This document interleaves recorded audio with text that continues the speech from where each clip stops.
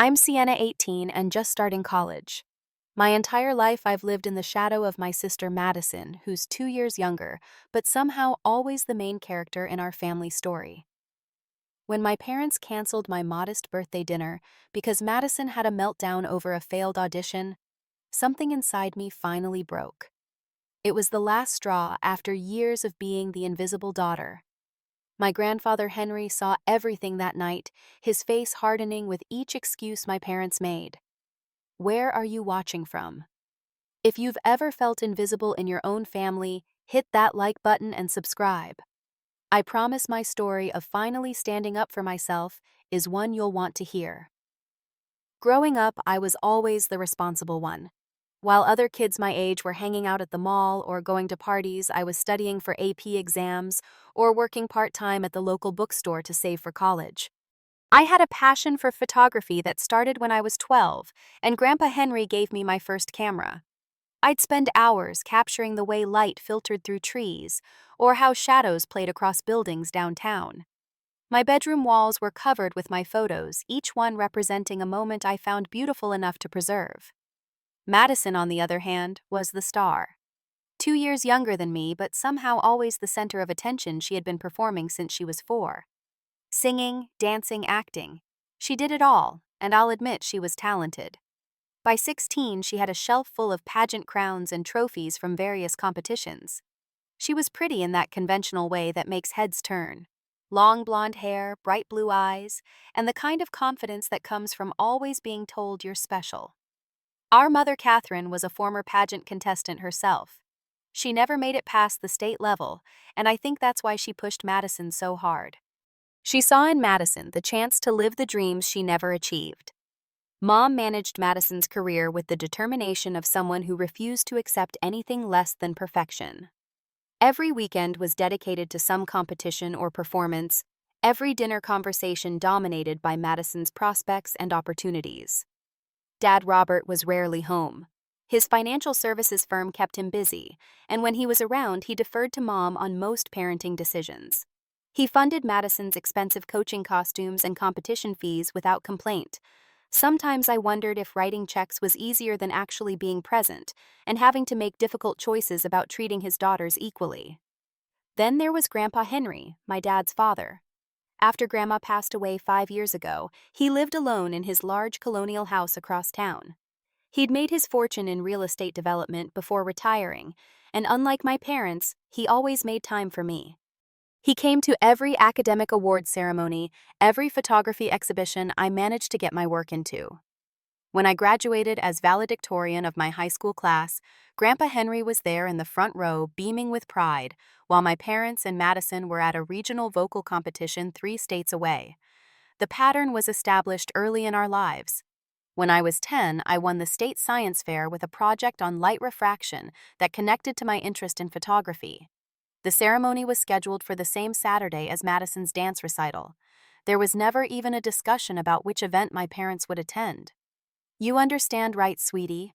Mom had said, straightening Madison's tutu. "This is such an important showcase. There will be talent scouts there." I did understand even then. I understood that my achievements would always be secondary. When I was 16, I got my first photograph published in a respected arts magazine. Grandpa Henry took me out to dinner to celebrate and bought me a new lens for my camera. My parents put the magazine on the coffee table, but I don't think they ever actually opened it to look at my work. 2 months before my 18th birthday, I got accepted to the photography program at one of the top arts colleges in the country with a substantial scholarship. The acceptance letter arrived the same day Madison won a local teen vocal competition. Guess which accomplishment was celebrated with champagne for the adults and a special dinner out. I told myself it didn't matter. I had Grandpa Henry's support, and I had my own plans for the future. I was used to being self-sufficient, to celebrating my victories quietly and on my own. But deep down, it hurt. Every time my parents missed something important to me, every time my achievements were glossed over, while Madison's were treated like national events, a little piece of me fractured. Grandpa Henry noticed.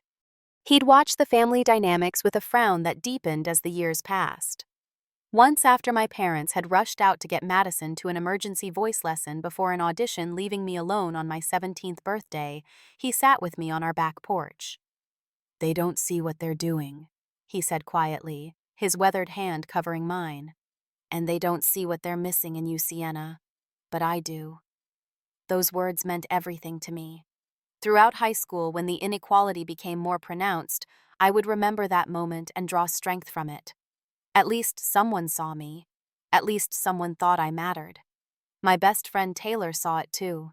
She'd been coming to our house since we were in elementary school together, and she didn't bother to hide her opinions about how I was treated. "It's not normal, Sai," she'd say, sprawled across my bed while I worked on editing photos. "The way they act, it's like you're the boarder and Madison's their only actual kid." "It's fine." I'd always respond, though we both knew it wasn't. "I'm used to it." "That's the problem," Taylor would point out. "You shouldn't have to be used to being treated like you don't matter." By the time my 18th birthday approached, I had developed a protective shell. I didn't expect much from my parents, which was a form of self-preservation. But even with lowered expectations, what happened next still managed to hurt me deeply. My 18th birthday fell on a Tuesday in May, just 2 weeks after my high school graduation. I didn't want anything extravagant, just a dinner at Salvatore's, my favorite Italian restaurant in town. I'd made the reservation 3 weeks in advance to make sure everyone could plan around it. Mom, Dad, Madison, Grandpa Henry, and me. Just family celebrating a milestone birthday and my upcoming departure for college in the fall. I'd never asked for the kind of elaborate parties Madison had for her birthdays.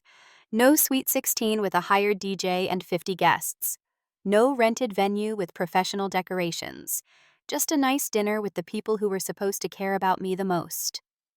The Monday before my birthday, I came home from my shift at the bookstore to find Madison sobbing dramatically on the living room couch, Mom sitting beside her with an arm around her shoulders. Dad stood awkwardly nearby, checking his watch every few minutes. "What happened?" I asked, setting down my bag. Mom looked up with the expression she always wore when Madison was upset, a mixture of personal devastation and fierce protectiveness. "Madison didn't get into the summer intensive program at the Westlake Performing Arts Center. They just called with the rejection." "Oh," I said, genuinely sorry for my sister despite our complicated relationship. "I'm sorry to hear that, Mads." Madison just cried harder, burying her face in Mom's shoulder. It was my one chance to work with Dominic Winters. He's the best vocal coach in the country. Now my career is over before it even started. At 16, everything felt like the end of the world. I remembered that feeling even though I'd been forced to develop a thicker skin much earlier than Madison had. "There will be other opportunities," I offered, trying to be supportive. Mom shot me a look like I'd said something offensive. "This was a very important opportunity, Sienna. Dominic Winters only teaches this intensive once a year." I nodded and headed toward the stairs, recognizing the signs of a Madison meltdown that would dominate the household for at least the next 24 hours. As I passed the kitchen, I noticed Grandpa Henry sitting at the counter, a cup of coffee in front of him. He must have come over earlier in the day. "Hey, Grandpa," I said, managing a smile for him. He studied my face with those perceptive eyes that never missed anything. "Hey, sweetheart. Looking forward to tomorrow?"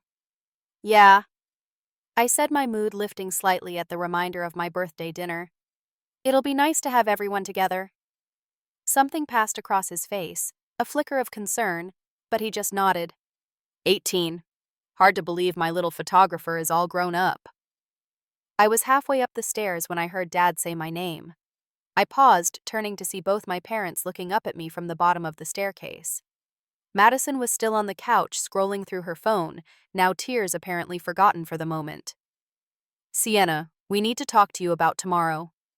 Dad began, his tone already telling me whatever was coming wasn't good. "Your sister is devastated about this rejection," Mom continued. "She really needs our support right now.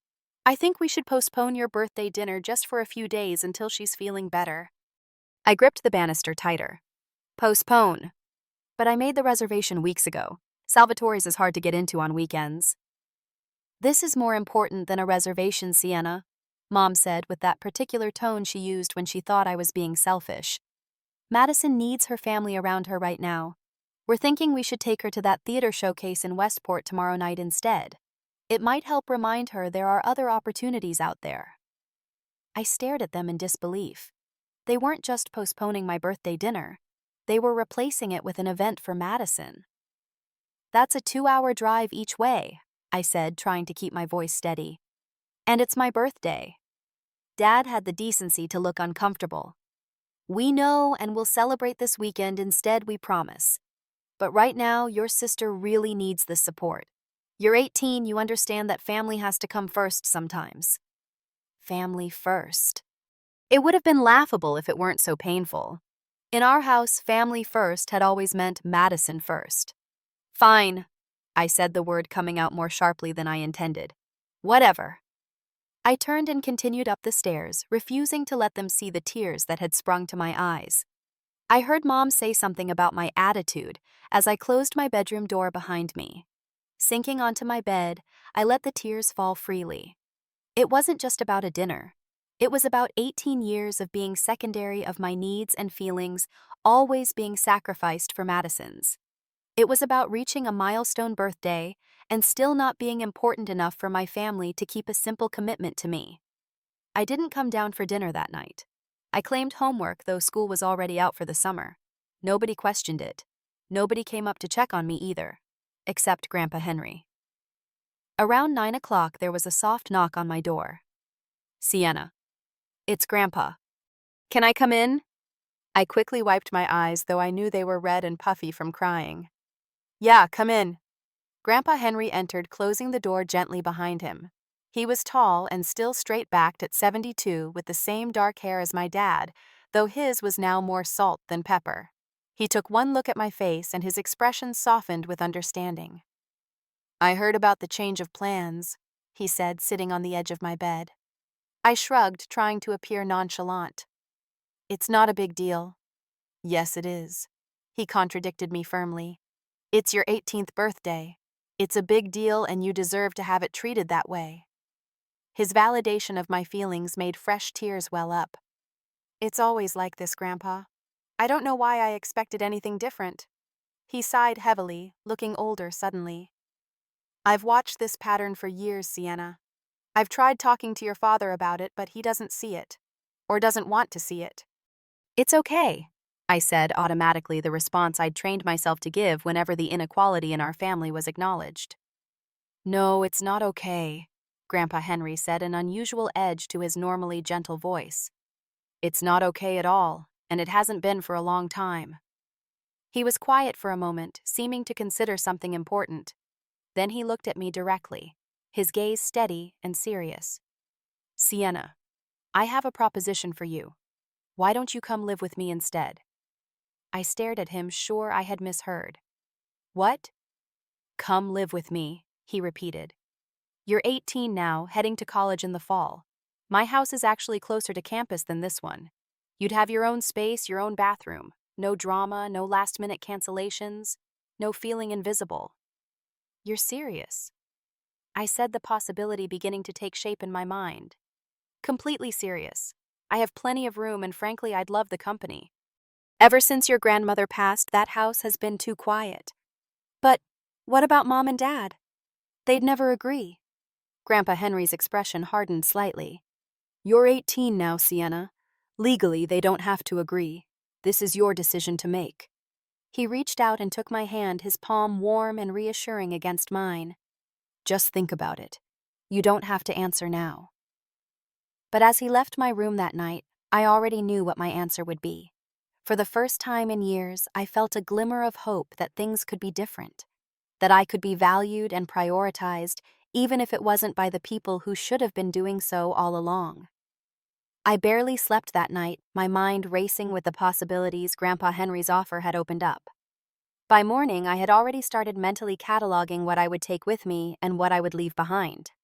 The practical aspects of moving out were easy to focus on, easier than examining the complex emotions swirling through me. When I finally came downstairs, the kitchen was empty except for a note on the counter. "Took Madison shopping to cheer her up. Back later. There's cereal in the pantry. Mom." They had left on my birthday without so much as a happy birthday note. not even a card waiting on the table. Nothing to acknowledge that 18 years ago today I had come into the world. I made myself a bowl of cereal and sat at the kitchen island, the emptiness of the house matching the hollow feeling in my chest. This was the moment I knew with absolute certainty that nothing would ever change if I stayed. I would always be an afterthought, my needs and feelings perpetually subordinate to Madison's. I pulled out my phone and texted Taylor. Me. You busy today? Taylor, never too busy for the birthday girl. What's up? Me parents took Madison shopping to cheer her up. Canceled my birthday dinner for last night too. Taylor. What are you kidding me? That's beyond messed up. Me Grandpa Henry asked me to move in with him last night. Taylor. What? And I'm doing a spit take with my coffee right now. Me, I'm seriously considering it. Taylor. I'll be there in 20. Don't make any life-altering decisions without me. True to her word, Taylor arrived 20 minutes later, letting herself in with the key she'd had since we were 14. She found me still at the kitchen island now with my laptop open, researching bus routes from Grandpa Henry's house to my new college campus. Okay, spill everything, she demanded, dropping into the seat beside me. And happy freaking birthday, by the way. I have your present in the car. I told her everything. About Madison's rejection, my canceled dinner, and Grandpa Henry's unexpected offer. Taylor listened without interrupting, her expression growing increasingly outraged. That's it, she declared when I finished. You're moving in with your grandfather. This isn't healthy, Sai. It's emotional neglect is what it is. You don't think I'm overreacting? I asked, voicing the doubt that had been planted by years of being told my feelings were less important. Overreacting would be setting the house on fire, Taylor said flatly. Moving out at 18 because your parents consistently prioritize your sister over you. That's not overreacting. That's self-preservation. She pulled my laptop toward her, looking at the bus route I'd been examining. Besides, your grandpa's house is way nicer than this one. And didn't you say it has that amazing sunroom that gets the perfect morning light for photos? Yeah, I said, smiling slightly at the thought. The light in there is incredible. Then it's settled, Taylor declared with the confidence I loved about her. Operation Independence begins now. First step, logistics. We spent the next few hours planning. I called Grandpa Henry, who was delighted when I accepted his offer. He suggested I take a few days to organize everything before telling my parents advice that made practical sense. We discussed which furniture I would need. He had plenty of extra how we would handle household expenses. He refused to let me contribute beyond buying my own groceries, and when would be the best time to move sooner rather than later. We both agreed. I created a detailed list of everything I would take with me: my clothes, my photography equipment, my laptop and books, and the few pieces of furniture that had sentimental value. The antique desk Grandpa had given me for my 16th birthday, the reading chair I'd saved up for last year. Everything else could stay behind. My college logistics were actually simpler from Grandpa's house. As I'd noticed earlier, his home was closer to campus by about 15 minutes. The bus route was more direct, and there was even a shuttle stop just 2 blocks away. Plus, Grandpa had already offered to help with tuition beyond what my scholarship covered, removing the anxiety I'd had about student loans. Throughout the planning, I felt a strange mix of emotions. Excitement about this new chapter, sadness that it had come to this, guilt that I was planning to leave without having talked to my parents yet, and underneath it all, a simmering anger that had been building for years. Taylor stayed with me all day, offering practical suggestions and emotional support in equal measure. When my parents finally returned home around 5, without so much as a text asking where I was or if I was okay, she squeezed my hand under the table. "Remember," she whispered as we heard the front door open, "you deserve better than this." Madison burst into the kitchen first, carrying several shopping bags with designer logos. "Look what Mom got me," she exclaimed, not even acknowledging my presence as she pulled out an expensive-looking dress. "It's for the showcase tonight. Isn't it gorgeous?" Mom followed behind her, more shopping bags in hand, looking tired but satisfied. Dad trailed after them both, his expression indicating his wallet had taken a significant hit today. "Oh, Sienna, you're home," Mom said, noticing me as if I were a piece of furniture she'd forgotten was there. "Hello, Taylor." "Hi, Mrs. Bennett," Taylor replied, her tone uncharacteristically formal. I came over to wish Sienna a happy birthday. There was a beat of awkward silence. Dad looked startled, then guilty. Mom's expression flickered with something that might have been remorse before she recovered. Of course, happy birthday, sweetheart, she said, but made no move to hug me or produce a card or gift. We were going to celebrate this weekend, remember? Right, I said, keeping my voice neutral. The showcase tonight is more important. Don't start with the attitude, Mom warned. This is a difficult time for your sister. Madison, who had been admiring her new dress in the reflection of the microwave door, turned with a pout. Yeah, today has been like the worst week ever. The absurdity of that statement almost made me laugh, but there was nothing funny about any of this. I exchanged a glance with Taylor, who raised her eyebrows in a see what I mean expression. We should get going, Dad said, checking his watch. The showcase starts at 7, and with traffic we need to leave by 5:30. I'm not going, I said quietly. Mom looked exasperated. Sienna, we discussed this. Your sister needs our support tonight. I understand that, I replied, working to keep my voice steady. But it's my birthday and I've made other plans with Taylor. But we're going as a family, Mom insisted. A family that forgot my birthday until Taylor mentioned it, I pointed out. A family that canceled the only thing I asked for to support Madison again. I'll pass, thanks. Dad stepped forward, his expression stern. Sienna, that's enough. Sometimes we have to make sacrifices for family. Taylor snorted beside me, unable to contain herself. Sorry, Mr. Bennett, but when was the last time Madison sacrificed anything for Sienna? An uncomfortable silence fell over the kitchen. Madison looked genuinely confused, as if the concept of her ever needing to sacrifice anything for me had never occurred to her. Maybe it hadn't. This isn't your concern, Taylor, Mom said stiffly. Actually, it is, Taylor replied, standing up. Because Sienna is my best friend, and I've watched for years as you've consistently put her last. So today on her 18th birthday, we're going to celebrate properly. Without you. She tugged on my arm. Come on, Sai. Let's go get dinner, somewhere nice. I stood up, feeling a strange sense of lightness. For once, someone was publicly standing up for me in this house. It felt good. You're not going anywhere, Mom said, her voice rising. We have a family obligation tonight. I'm 18, I reminded her. I can go where I want. And tonight I'm choosing to spend my birthday with someone who actually remembered it. I walked out with Taylor, ignoring Mom's calls to come back and Dad's stern voice saying we would discuss this later. In Taylor's car, I finally let out the breath I'd been holding. That felt amazing, Taylor supplied, grinning as she started the engine. Terrifying, I corrected, though I was smiling too. But also kind of amazing. As we drove to the restaurant Taylor had reserved, Salvatore's, because she knew it was what I wanted, I made my decision. I would tell my parents about moving out with Grandpa Henry within the week. It was time to choose myself for once, even if my family never had. The week that followed my birthday was tense. My parents had returned from the showcase that night to find me already in bed pretending to be asleep. The next morning, I left early for my shift at the bookstore, avoiding the confrontation I knew was coming. But I couldn't dodge them forever, and I didn't want to. If I was going to make this change, I needed to own it completely. I decided to wait until Sunday dinner to make my announcement. Sunday dinners were a tradition in our house, one of the few times when everyone was expected to be present, including Grandpa Henry.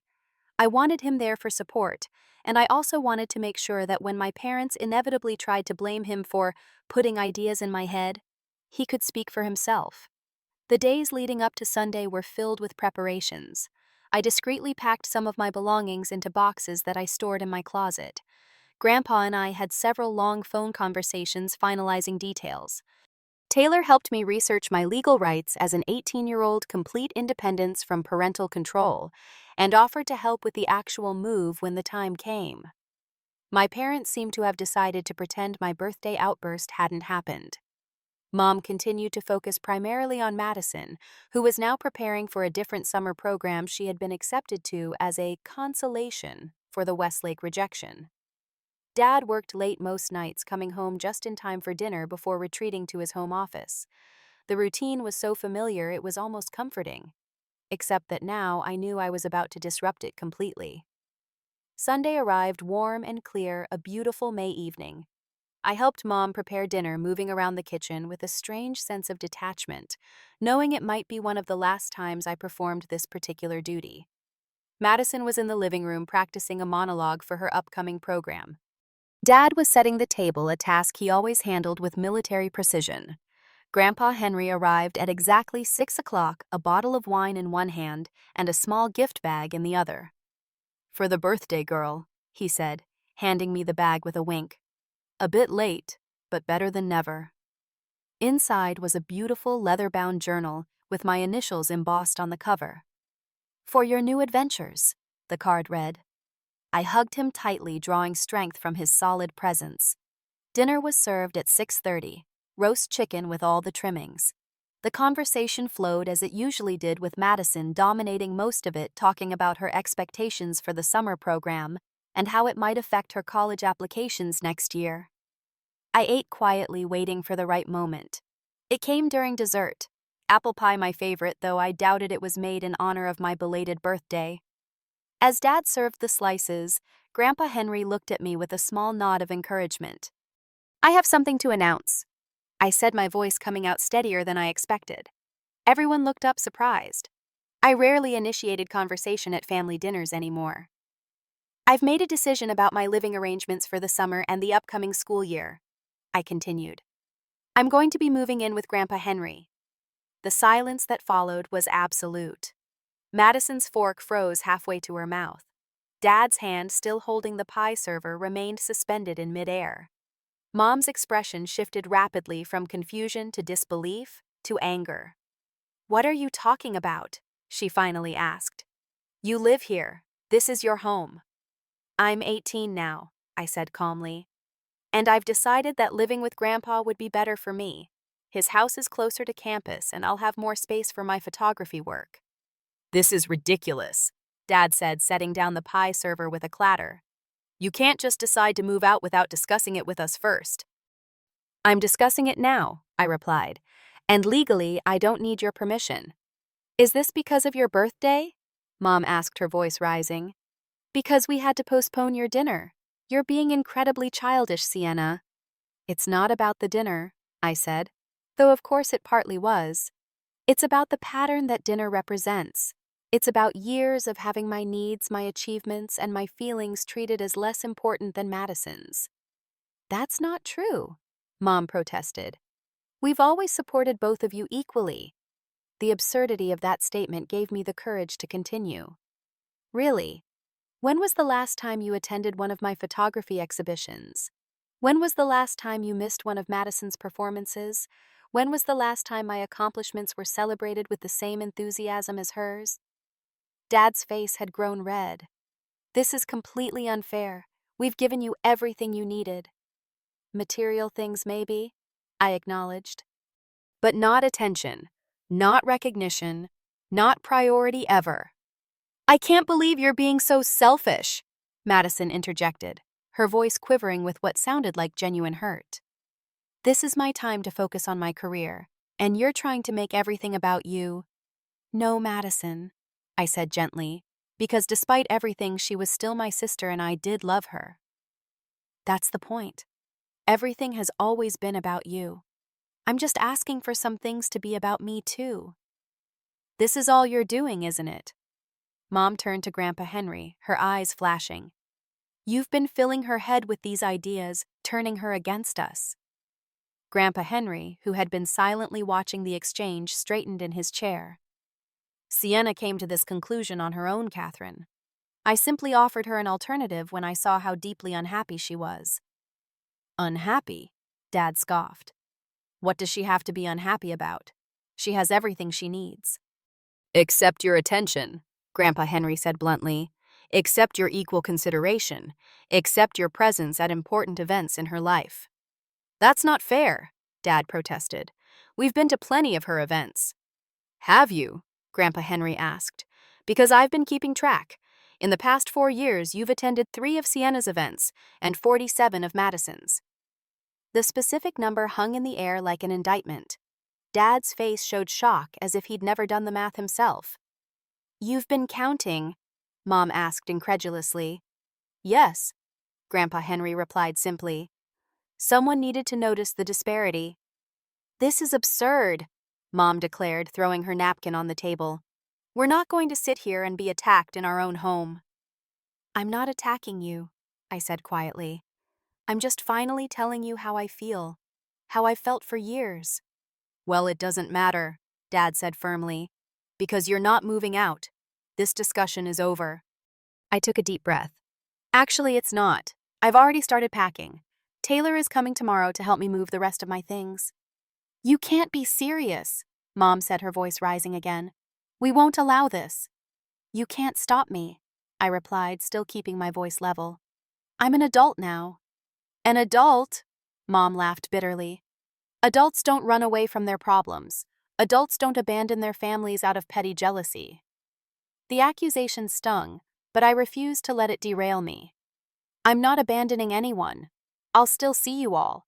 But I need space to focus on my own path without constantly feeling like I'm less important than Madison." "This is insane," Dad muttered, running a hand through his hair. "Dad, you can't seriously be encouraging this." "I'm offering her a safe, supportive place to live," Grandpa Henry replied steadily. "Which is what I thought you were providing, but clearly I was mistaken." "How dare you question our parenting?" Mom snapped. "We've given these girls everything." "Everything except equal attention and appreciation," Grandpa Henry countered. "And yes, I do dare question it because I've watched the damage it's done to Sienna for years." Dad's face darkened. "This is none of your business, Dad." "Actually, it is," Grandpa Henry said, his voice taking on an edge I rarely heard. "Because in case you've forgotten, I've been subsidizing your lifestyle for years. The house you're sitting in, I helped with the down payment. Madison's expensive lessons and competitions, I've been contributing to those costs. Your family vacations largely funded by me." The revelation landed like a bomb at the dinner table. I hadn't known this, had always assumed my parents' comfortable lifestyle came entirely from Dad's job at the firm.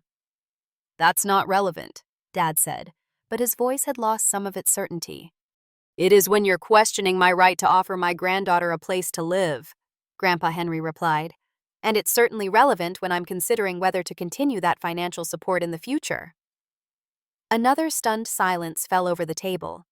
Even Madison seemed to recognize the seriousness of what was happening, her usual dramatics subsiding into quiet shock. "Are you threatening us?" Mom finally asked, her voice barely above a whisper. "Not threatening," Grandpa Henry corrected. "Simply stating facts.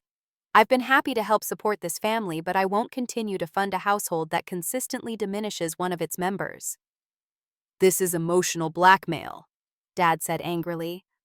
"No, Robert," Grandpa Henry replied. "This is a long overdue consequence. You've had years to address this imbalance, and you've chosen not to see it. Now Sienna is making a choice to remove herself from a situation that's been harmful to her, and I'm making a choice about how I allocate my resources." He stood up from the table, placing his napkin beside his plate. "Sienna, are you ready to go? You can stay with me tonight if you'd prefer not to be here." I nodded, suddenly overwhelmed by the magnitude of what was happening. "I just need to get a few things from my room." "This is ridiculous," Mom said, her voice shaking. "Sienna, if you walk out that door right now, you're making a statement about how you feel about this family." "I think I've been pretty clear about how I feel," I replied, standing up as well. "I love you all, but I need to put myself first for once because no one else in this house ever has." I went upstairs to grab the overnight bag I had packed earlier just in case. Through the floor, I could hear the raised voices continuing in the dining room, my parents' angry protests, Grandpa Henry's measured responses, Madison's tearful exclamations that somehow managed to make the situation about her. When I came back downstairs, the argument was still in full swing. Grandpa Henry stood by the front door, calm but resolute. "You're really doing this?" Dad asked when he saw me with my bag. "You're choosing to hurt your family like this." "I'm choosing to take care of myself," I corrected him. "Because I've finally realized that if I don't, no one in this house will." Mom's face crumpled, tears welling in her eyes. "Sienna, please. We can talk about this. We can work things out." For a moment I hesitated. Despite everything, these were my parents. I loved them even if I didn't always feel loved in return. But then I remembered all the birthdays overshadowed all the achievements, ignored all the times I had swallowed my hurt to keep the peace. "We can talk," I agreed. "But not tonight, and not while I'm living here. I need some distance to figure out what I really want and need." With that, I walked out the door with Grandpa Henry, leaving behind the only home I had ever known, and the family dynamic that had shaped me, for better and worse, for 18 years. As we drove away in Grandpa's car, I felt a complicated mixture of grief, relief, and something else that took me a moment to identify: hope. The next morning, Taylor arrived at Grandpa Henry's house with her SUV ready to help move the rest of my belongings. We had agreed that 8 o'clock would be early enough that my parents would likely be at work. Dad always left by 7:30, and Mom typically drove Madison to her various lessons and rehearsals starting at 8. "How are you feeling?" Taylor asked as we drove to my parents' house. "Nervous," I admitted, "but also lighter somehow, like I can finally breathe." Grandpa had insisted on coming with us, just in case, as he put it. He followed in his car, his presence a reassuring backup that I hoped we wouldn't need. When we arrived, the house was quiet, just as I had expected. I used my key to let us in, and we went straight up to my room to begin loading the boxes I had already packed. Working efficiently, we carried out my photography equipment book's desk and the rest of my clothes. We were nearly finished when I heard the front door open. My stomach dropped as I recognized my mother's voice. "Sienna, are you here?" I stepped out onto the landing to see Mom standing in the foyer, Madison beside her. They must have returned home between appointments. "Yes," I replied. "We're just getting the last of my things." Mom's eyes were red-rimmed as if she'd been crying.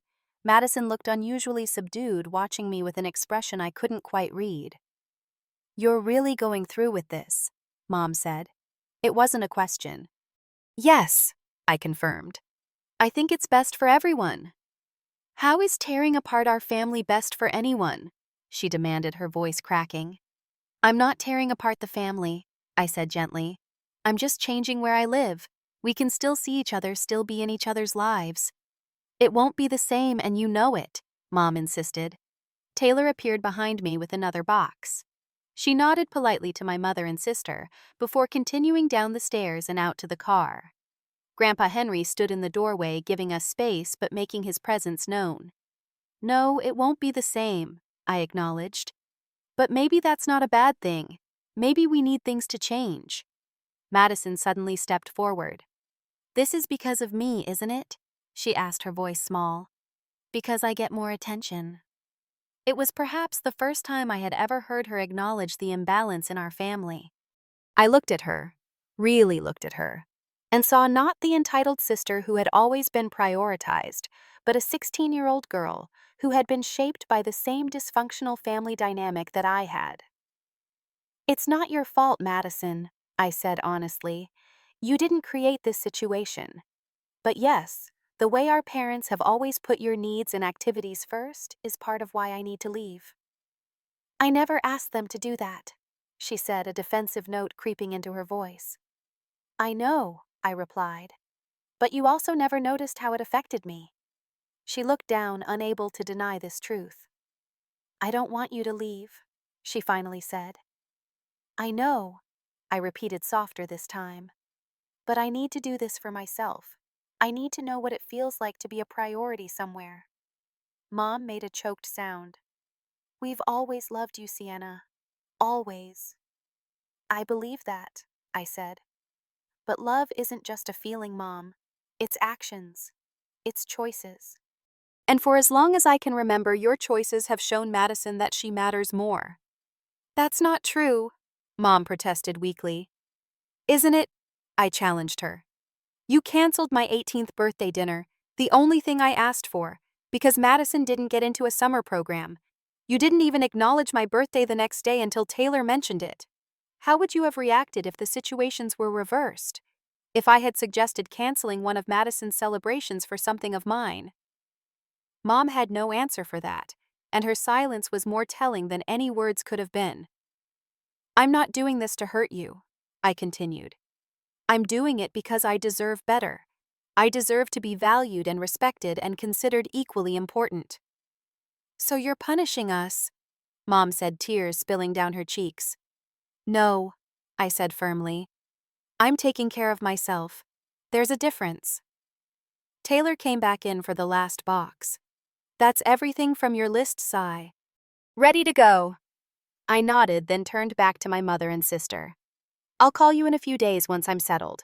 We can talk about how to move forward from here. Mom reached out as if to stop me, but then let her hand fall. Your father is devastated, you know. He couldn't even go to work today. It was a last attempt at guilt, and a year ago it might have worked. But I was done being manipulated by my family's emotions. I'm sorry he's hurting, I said sincerely. But I've been hurting for years and no one seemed too concerned about that. With those words, I walked down the stairs and out of the house.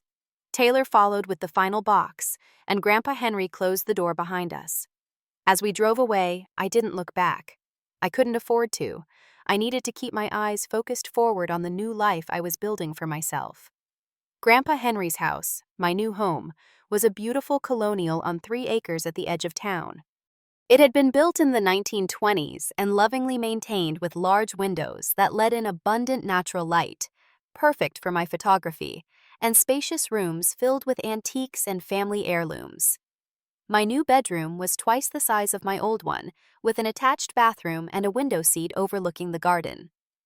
Grandpa had cleared out the sunroom for me to use as a photography studio, the morning light there being ideal for portraits. He had even invested in blackout curtains so I could control the lighting completely. This is your home now, he told me as we unpacked the last of my things. Make it yours in whatever way you need to. That first night in my new room, I lay awake listening to the unfamiliar sounds of the old house settling. It was quieter here than at my parents' house. No Madison practicing vocal scales late into the evening, no television blaring downstairs, no arguments about scheduling conflicts. Just peaceful silence and the occasional creak of century-old wooden beams. The following days were a whirlwind of adjustment. Grandpa and I established a comfortable routine. We both enjoyed cooking, so we alternated preparing dinner each night. I took over the grocery shopping, insisting on contributing in some way, despite Grandpa's assurances that it wasn't necessary. We respected each other's space and privacy, but enjoyed sharing morning coffee in the sunroom and evening conversations on the back porch. My phone buzzed constantly with texts and calls from my parents for the first few days. Most were guilt-laden messages from Mom, alternating between anger, "I can't believe you would do this to us," and pleading, "Please come home, we miss you." Dad's were more reserved but equally manipulative. "Your mother hasn't stopped crying since you left." I responded briefly but firmly, reiterating that I needed space and would contact them when I was ready to talk further. After about a week, the messages tapered off, replaced by an uncomfortable silence that was somehow worse. Madison, surprisingly, was the one who maintained the most normal communication. She texted me about everyday things: a song she was working on, a movie she'd seen, a question about how to wash a cashmere sweater. I responded in kind, grateful that at least one family relationship seemed salvageable. 2 weeks after I moved out, Grandpa Henry suggested I might benefit from talking to someone professional about everything I was processing. "There's a lot to unpack when you've spent your whole life being devalued," he said gently. "It might help to have some guidance with that." He recommended a therapist he knew, Dr. Levine, who specialized in family dynamics and had office hours near campus. I agreed to give it a try, recognizing the wisdom in his suggestion. Dr. Levine was a calm, insightful woman in her 50s who listened without judgment as I explained my family situation and recent decision to move out. "What you're describing is a common dynamic in families with a golden child and a scapegoat or forgotten child," she explained in our first session. "It's not about who your parents love more, they likely do love you both, but about the roles each child has been assigned in the family system." Over the following weeks, our sessions helped me understand that my feelings were valid, that the inequality in my family wasn't something I had imagined or exaggerated. Dr. Levine helped me work through the complex emotions of grief, anger, and guilt that surfaced as I established my new independence. "Setting boundaries isn't selfish," she reminded me often. It's necessary for healthy relationships. As May turned to June, I settled into my new life. I started summer classes at college, getting a head start on my photography program. I kept my job at the bookstore, saving money for expenses that Grandpa refused to cover. I spent time with Taylor and other friends, enjoying the freedom of coming and going without explanation or guilt. Meanwhile, I heard through Madison that my parents were struggling financially without Grandpa Henry's contributions. They had to cancel her enrollment in the expensive summer program they had registered her for as a consolation for the Westlake rejection. Dad was working longer hours, and Mom had taken a part-time job at a local boutique to help make ends meet. I felt guilty when I first heard this news, worried that my decision had caused hardship for my sister. But Grandpa Henry was firm in his position. "They need to reevaluate their priorities," he said when I expressed my concerns. "They've been living beyond their means for years, using my money to fund a lifestyle that revolved around Madison's activities at the expense of your well-being. That was my mistake too, enabling that pattern. This is a necessary correction." By the time Thanksgiving approached, the first major holiday since I had moved out, I was in a much stronger place emotionally.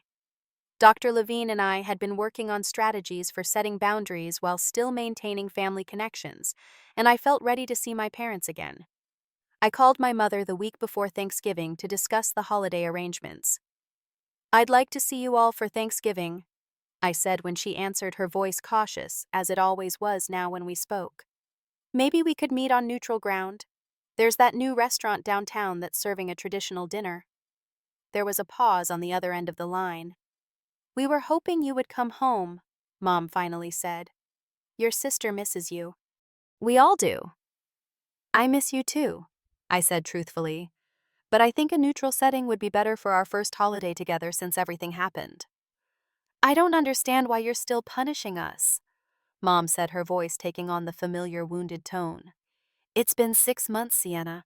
Isn't that enough?" I took a deep breath, remembering Dr. Levine's advice about staying firm with boundaries. "This isn't about punishment, Mom. It's about what I need to feel comfortable. If you can't respect that, then maybe we need more time before we're ready to see each other." Another long pause. "Fine," she finally said. "The restaurant is fine. Should we make a reservation for 5? "Yes, please," I replied, relieved that she had agreed. 2 o'clock would work well for us." "Okay," she said, then added in a softer voice, "It will be good to see you, sweetheart." "You too, Mom," I said, and meant it. When I hung up, Grandpa Henry was watching me with a proud smile. "Well done," he said. "Standing your ground while still reaching out. That's real strength." Thanksgiving at the restaurant was tense but civil. My parents seemed shocked by how much I had changed in 6 months. Not just physically, I had cut my hair into a stylish bob and developed a more confident style, but in my demeanor. I was calmer, more self-assured, less willing to be sidelined in conversations. Madison, now 17, seemed different too. Without the constant spotlight, she had become somewhat more reflective, less prone to dramatic outbursts. She told me about applying to colleges, still focused on performing arts, but with a more realistic approach than she might have had before. "Mom and Dad can't afford the really expensive schools now," she explained when we had a moment alone. "So I'm looking at state programs with good reputations and scholarship opportunities." "That sounds smart," I told her. "You're talented enough to succeed wherever you go." She looked at me with surprise, perhaps expecting resentment rather than support. "Thanks, Sienna, that means a lot." By the end of the meal, some of the tension had eased. We weren't back to being a normal family. Too much had happened for that. But there was a tentative bridge being built across the chasm that had opened between us. As we were saying goodbye in the parking lot, Dad pulled me aside. "Your grandfather mentioned that you might be open to family therapy," he said, looking uncomfortable but determined. "Your mother and I have been discussing it, and we think it might help." I was stunned by this concession. My father, who had always dismissed therapy as paying someone to listen to your problems, was actually suggesting we try it. "I think that would be a good step," I agreed, careful not to show too much surprise. "We want to do better, Sienna," he said, his voice rough with emotion. "We didn't see what we were doing to you, and that's on us. If you're willing to give us another chance, we want to try to make things right." I didn't throw myself into his arms or offer immediate forgiveness. 6 months of therapy had taught me that reconciliation was a process, not an event. But I did reach out and squeeze his hand briefly. "I'd like that," I said. "Let's talk about setting something up after the holidays." As Grandpa Henry and I drove home, I felt a curious lightness. Not because everything was fixed, it wasn't and might never be completely, but because for perhaps the first time in my life, my family was adjusting to accommodate my needs rather than the other way around. "Proud of you, kiddo," Grandpa Henry said as we turned onto his street. Our street now. "Takes courage to stand up for yourself. Takes even more to open the door to reconciliation without compromising your boundaries." I smiled at him, immensely grateful for his presence in my life. I had a good example to follow. The future still held many uncertainties. Would my parents genuinely change, or would they eventually revert to old patterns? Would Madison and I ever have the kind of close sister relationship I had sometimes envied in others? Would I ever feel comfortable enough to call my parents' house home again? But sitting there in Grandpa Henry's car, heading toward the house where I had found acceptance and support, I realized that I could face those uncertainties with confidence, because the most important change had already happened, not in my parents or my sister, but in me. I had learned to value myself even when others didn't. I had found the courage to set boundaries and stand by them. I had discovered that walking away sometimes isn't an ending, but a beginning, the first step toward building something healthier and more authentic than what came before. And that perhaps was the most valuable lesson of all. 1 year has passed since I made the decision to move out of my parents' house and in with Grandpa Henry. Looking back, it was both the hardest and the best choice I've ever made.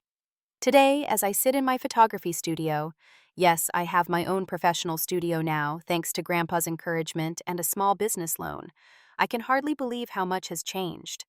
My photography career has taken off in ways I never imagined possible. What started as exhibition opportunities through my college program led to local commissions, which grew into a small but thriving business specializing in portrait photography. The freedom to pursue my passion without constantly justifying it or having it compared to someone else's achievements has allowed me to develop my own unique style and vision. Living with Grandpa Henry continues to be a blessing. Our routines have evolved naturally over time, each of us respecting the other's independence, while enjoying the companionship we provide each other. He's become not just a grandfather, but a mentor, friend, and steadfast supporter. His wisdom and perspective have guided me through challenges I never anticipated, and his unwavering belief in me has helped me believe in myself. The family therapy sessions that began after Thanksgiving last year have been challenging but productive. Dr. Martinez, our family therapist, hasn't been afraid to call out unhealthy patterns or to hold my parents accountable for their role in creating them. There have been difficult sessions filled with tears and defensive arguments, but also breakthrough moments of genuine understanding and remorse. Mom has struggled the most with examining her behavior. It's painful for her to acknowledge how her vicarious living through Madison affected both of us girls. She's working on it, though, attending individual therapy alongside our family sessions. There are still moments when she slips into old habits, but now there's a framework for addressing those slips, instead of pretending they don't exist. Dad has surprised me with his willingness to change. Once the financial reality of life without Grandpa Henry's support sank in, he had to reevaluate many aspects of his life, including his passive role in the family dynamic. He's more present now, more willing to speak up when he sees imbalance, more thoughtful about making time for both Madison and me. Madison herself has undergone perhaps the most remarkable transformation. Without the excessive focus and pressure from our parents, she's had the space to figure out who she actually is and what she truly wants. She still loves performing, but has discovered she enjoys directing and teaching as well. She's currently studying musical theater education at the State University, a program she chose herself after careful research, not because it was the most prestigious or expensive option. Our relationship as sisters has evolved too. There was resentment at first. Madison blamed me for the family's financial struggles and the loss of opportunities she had been counting on. But over time, as she experienced what it was like to be treated as a normal teenager rather than a star in the making, she began to understand my perspective. We'll never be best friends. Our personalities and interests are too different for that, but we've developed a mutual respect and genuine affection that was missing before. Grandpa Henry has been careful not to use his financial support as a weapon. Once he saw genuine effort from my parents to address the family dynamics, he resumed helping with Madison's college expenses, though not at the lavish level he had before. He's been generous with both of us granddaughters, but in a more balanced way that acknowledges our different paths and needs. As for me, I've learned that standing up for yourself doesn't mean cutting people off completely. It means establishing healthy boundaries and maintaining them even when it's difficult. It means requiring respect as a condition of close relationship. It means being willing to walk away when necessary, but also being open to reconciliation when there's genuine change. I still have moments of doubt and guilt. The programming of a lifetime doesn't disappear in a single year. Sometimes I still find myself automatically minimizing my achievements or needs, still feel the impulse to make myself smaller to avoid disrupting the family peace. But those moments are becoming less frequent, the old patterns easier to recognize and resist. Last month, something extraordinary happened. I had my first major photography exhibition at a respected gallery in the city. I sent invitations to my family without expectation, knowing it fell on the same weekend as a showcase Madison was participating in at her university. To my shock, they all came: Mom, Dad Madison, and of course Grandpa Henry. Madison had rearranged her performance schedule specifically so they could attend my opening. When I saw them walk through the gallery doors, I nearly cried. Not because I needed their validation anymore, I've learned to find that within myself, but because their presence represented a fundamental shift in our family's priorities. For once, I wasn't asked to sacrifice my moment for someone else's. After the exhibition, we went to dinner together. The conversation flowed more naturally than it had in years, with everyone having a chance to speak and be heard. Madison asked thoughtful questions about my work. Mom commented on specific photographs rather than making generic statements. Dad proposed a toast, not just to my success, but to my perseverance and vision. "I'm sorry it took us so long to see you, Sienna," he said, his voice thick with emotion. "Really see you. But we're trying now, and we'll keep trying." It wasn't perfect. There were still awkward moments, old habits that surfaced briefly before being consciously set aside. But it was genuine progress, the kind that comes from hard work and painful honesty rather than superficial promises. As I look toward the future, I feel a sense of peaceful confidence that wasn't possible before. My relationship with my family continues to evolve, sometimes taking steps backward before moving forward again. The important thing is that we're all committed to the journey now, eyes open to the patterns of the past, and determined not to repeat them. Moving out wasn't about running away from problems or punishing my family for their failures. It was about creating the space I needed to grow into myself, to discover my worth, independent of how others valued me. Sometimes you have to leave a situation to gain perspective on it, to understand what needs to change before you can engage with it in a healthier way. If you're facing a similar situation, feeling invisible or undervalued in your own family, know that you deserve better. Setting boundaries isn't selfish, it's necessary. Walking away isn't weakness. Sometimes it's the bravest thing you can do. And healing isn't linear. It's a complicated, messy process that requires patience and persistence. But it's worth it. The journey from invisible daughter to valued individual isn't easy, but the freedom and self-respect waiting on the other side make every difficult step worthwhile. Have you ever had to set difficult boundaries with family members? How did you maintain your self-worth when others couldn't see your value? Share your experiences in the comments below. Your story might help someone else who's struggling with similar challenges.